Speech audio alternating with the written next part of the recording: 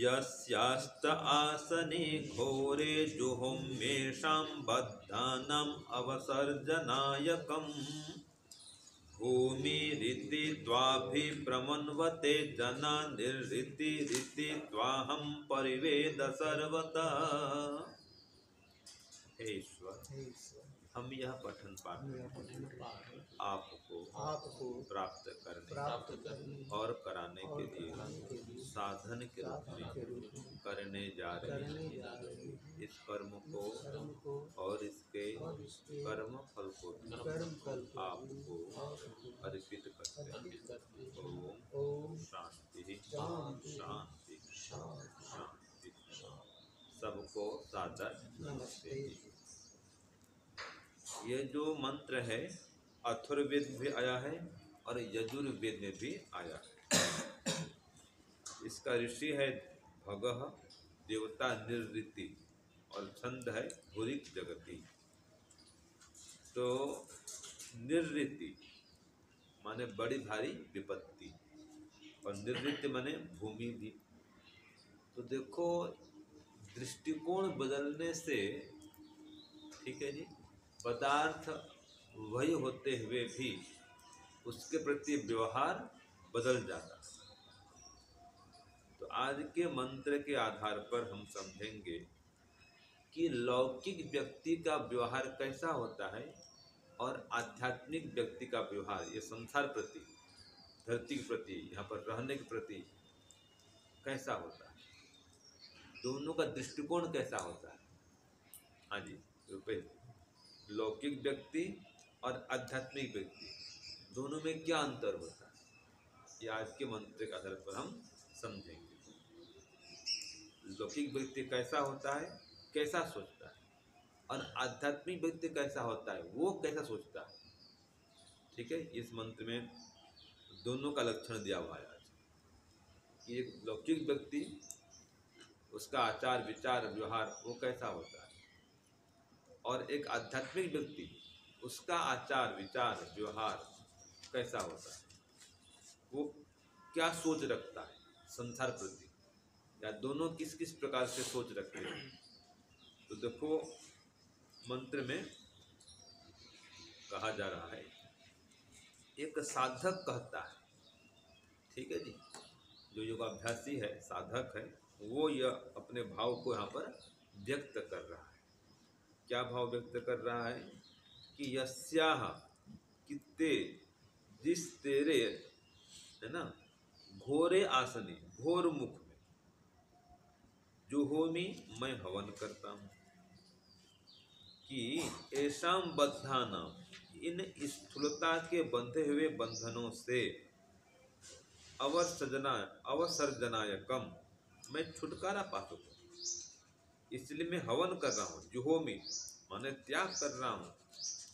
संसार कैसा है, घोर मुख है, पढ़े थे ना, संसारेषु घोर अंगारेषु, क्या भाषा में आता है ना भाई। तो ये संसार का ऐसा है, घोर अंगार की भांति है। ठीक है, तो यहाँ पर मैं हवन कर रहा हूँ और जो स्थूलता के बंधनों से मैं बंधा हुआ हूँ उससे छुटकारा पाना चाहता हूँ। कौन कह रहा है, एक साधक कहता है, ये संसार के बंधन से मैं मुक्त होना चाहता हूँ, संसार के विषय भोगों से मैं ऊपर उठना चाहता हूँ। लेकिन मैं तो ये चाहता हूँ कि संसार में आसक्त न हूँ। ठीक है, ये एक आध्यात्मिक व्यक्ति की सोच है। एक आध्यात्मिक व्यक्ति ये चाहता है, उसका ये लक्षण है कि संसार से मुक्त होना चाहता है, ईश्वर की भक्ति में, भजन में, ध्यान में, उपासना में, सत्संग में, हवन में, चिंतन में, मनन में मन को लगाना चाहता है, वो उस ओर दौड़ता है। ये आध्यात्मिक व्यक्ति, ये साधक व्यक्ति परोपकार में, स्वाध्याय में, साधना में, त्याग में, जीवन में विश्वास रखता है और ऐसे कर्मों को करता है और इस मार्ग से आगे बढ़ता है। वो आध्यात्मिक व्यक्ति जो संसार से छूटना चाहता है, वो प्रवृत्ति मार्ग में नहीं अपितु निवृत्ति मार्ग में चलना चाहता है। ठीक है, लेकिन वो खुद कह रहा है, देखो, लेकिन ये परमात्मा, ऐसे भी कुछ लोग हैं।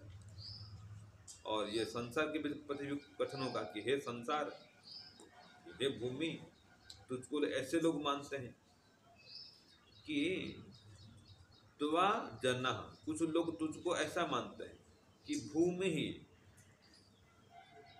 तू भोगों की भूमि है, अर्थात ये संसार जो है इसे भोग करने का साधन है, सुख लो, खाओ पियो, मजा करो, ऐसे लोग मानते हैं। देखो, इति अभिप्रमन्वते, ऐसा लोग मानते हैं, खाओ पियो मजा करो, भोग की भूमि है ये, इट ड्रिंक एंड बी मेरी बोलते हैं, तो खाओ पियो मजा करो।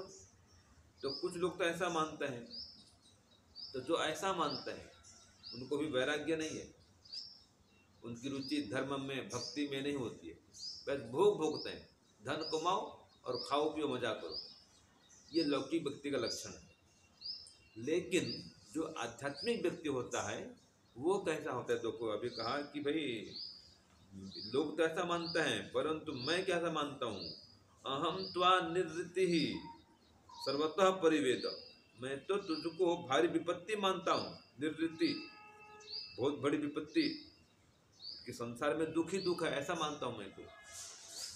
कृच्छापत्ति माने बड़ी भारी विपत्ति, पाप भी कहते हैं, ये संसार में रहना पाप है। देखो कितनी बड़ी बात कह दी, यहाँ पर रहना भाई सुखमय काम नहीं है, ये दुख का घर है, ये पाप का फल हम भोग रहे हैं, अविद्या का फल भोग रहे हैं। अगर सर्वथा पाप मुक्त हो गए होते तो संसार से चले गए होते, मोक्ष में होते, बता। तो अविद्या है, पाप है, उसका फल भोगने के संसार में आए हैं।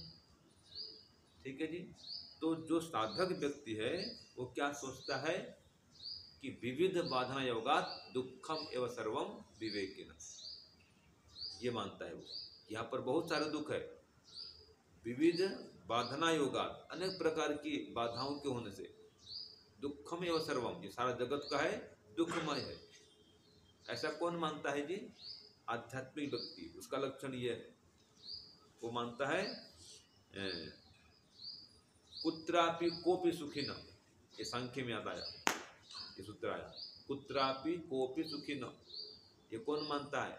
हाँ जी प्रवींद्र जी, विवेकी व्यक्ति मानता है। हाँ, आध्यात्मिक व्यक्ति ऐसा मानता है, जहाँ पर मंत्र में आया ना निर्वृत्ति, भी है ना एक साथ, निर्वृत्ति कहा इसको, विपत्ति कहा, मान दुख का घर कहा इसको, वो भी है ना एक साथ, तदपि दुख पक्ष निक्षेप विवेच का। हाँ, उसी भाषा में व्यास भाषा में है कि भाषा संसार में तदपि दुख सबलम, जो संसार का सुख है वो भी दुख मिश्रित है, सांख्य का सूत्र है सामने। हाँ, व्यास भाषा में भी ऐसा आता है। ठीक है जी, वहाँ भी ऐसा उल्लेख है, तदपि दुख सबलम, जो सुख है वो दुख से मिश्रित है, निक्षेपति विवेच का। हाँ, जो सुख को भी वो दुख मानते हैं। तो ये दो प्रकार के लोग संसार में हैं।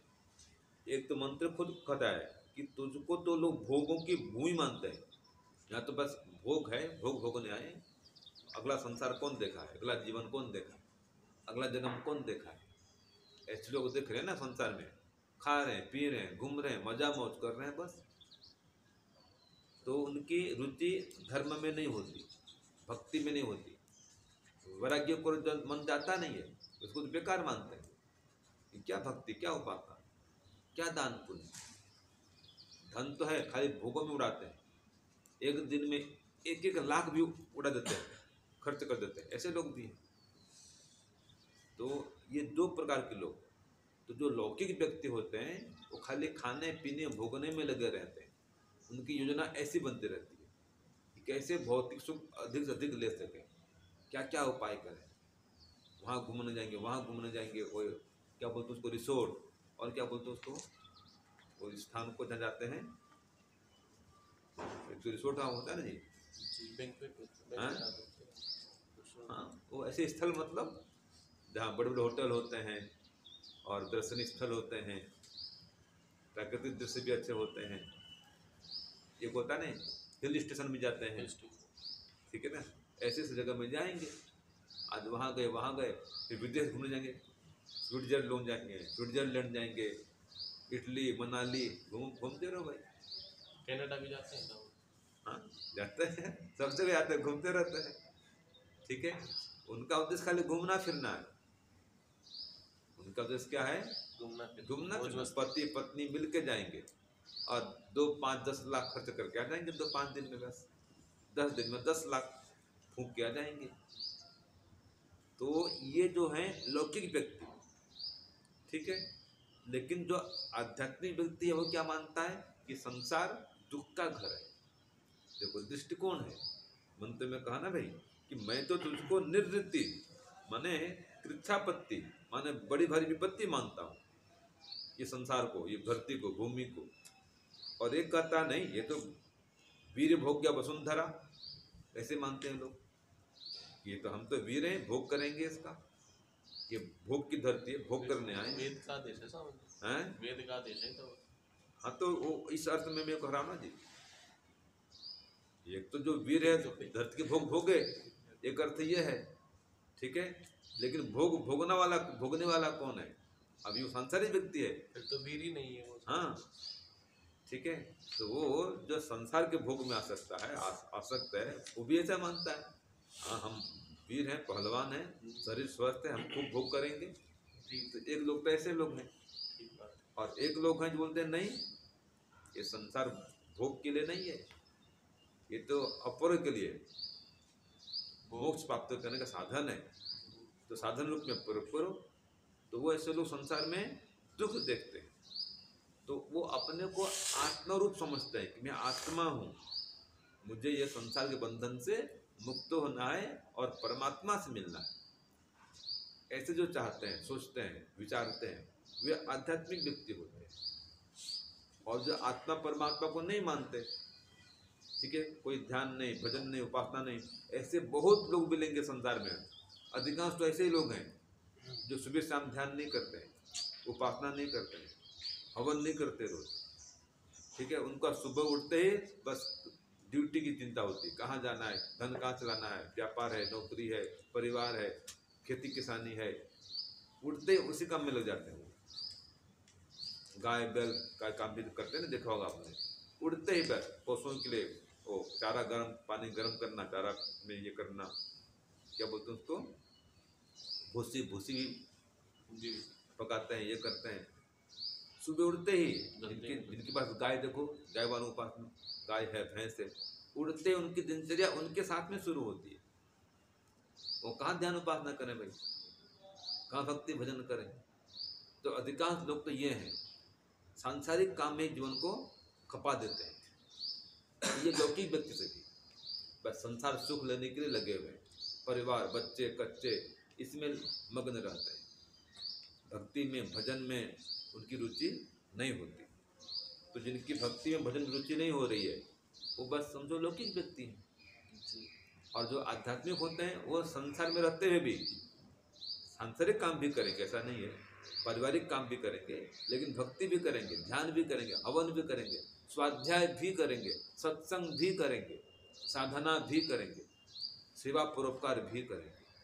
उनका जीवन त्यागमय होता है, ठीक है जी। त्यागपूर्ण, दान भी देंगे, पुण्य खूब करेंगे, ये आध्यात्मिक व्यक्ति। वो संसार में रहते हुए भी आध्यात्मिक व्यक्ति बने रहते हैं, आध्यात्म को अपना के रखते हैं, आत्मा परमात्मा को मानते हैं, आत्मस्वरूप को जानना चाहते हैं, परमात्मा से मिलना चाहते हैं, भले परिवार में हैं, ऐसे बहुत व्यक्ति मिलेंगे आपको, पति पत्नी पुत्र परिवार मिलके सब हवन करते हैं। कई परिवार ऐसे हैं वो ध्यान करते हैं, हवन करते हैं। तो वो लोग ये जानते हैं कि भाई ये आध्यात्मिकता ही वास्तविकता है, यही वास्तविक जीवन है। परमात्मा ने इसलिए भेजा है कि परिवार को रो, मना नहीं है, परमात्मा की ओर परिवार सहित बढ़ो, ठीक है, परिवार सहित परमात्मा की ओर बढ़ो, ये आध्यात्मिकता है। और खाली परिवार में ही लगे रहना, परमात्मा को भूल जाना, ये लौकिकता है। समझ गए? लौकिक व्यक्ति और आध्यात्मिक व्यक्ति में क्या अंतर हुआ? जो परमात्मा को भूल के रखा है, परमात्मा को भूला हुआ है, खाली भोगों में आ सकता है, वो लौकिक व्यक्ति, लौकिक सुख में ही पड़ा हुआ, वो लौकिक व्यक्ति। और जो आत्मा परमात्मा को मानता है, जानता है, परमात्मा से संबंध जोड़ना चाहता है, परिवार सहित परमात्मा की ओर बढ़ना चाहता है, परोपकार करते हुए, वो व्यक्ति आध्यात्मिक है। तो आज के मंत्र में दोनों प्रकार के लोगों की चर्चा है। एक तो कहता है कि त्वा जनः भूमि इति प्रमन्वते कि कुछ लोग तो तुझको भोगों की भूमि मानते हैं, खाओ पियो मजा करो, ये वेद मंत्र कहता है। और लेकिन मैं क्या मानता हूँ, एक साधक कहता है कि अहम त्वा निवृत्ति इति सर्वतः परिवेद, सब ओर से ऐसा मानता हूँ कि तू तो दुख का घर है, बड़ी बड़ी विपत्ति है, भूमि है, विपत्ति है, उसका है कृच्छापत्ति, संकट का ये स्थल है। ये कौन मानता है? साधक मानता है। तो जब संसार में दुख देखता है व्यक्ति, तभी संसार से छूटना चाहता है। हाँ, तभी उसको ईश्वर में रुचि होती है, उसकी भक्ति बढ़ती है। जब तक संसार में दुख नहीं देखता है, वो ईश्वर की ओर आकर्षित नहीं होता, ईश्वर की ओर नहीं बढ़ता। कई व्यक्ति आपने देखा होगा, युवा काल में खुद भोग में, विलास में, धन कमाने में लगे रहते हैं। जैसे ही चोट खाते हैं संसार को, पति पत्नी में झगड़ा हो जाता है, या पत्नी छोड़कर चली जाती है, या पत्नी से वियोग हो जाता है, पत्नी का देहांत हो जाता है, तो फिर उनका जो वैराग्य है वो जाग जाता है, फिर भक्ति भजन में वो मन लगाते हैं।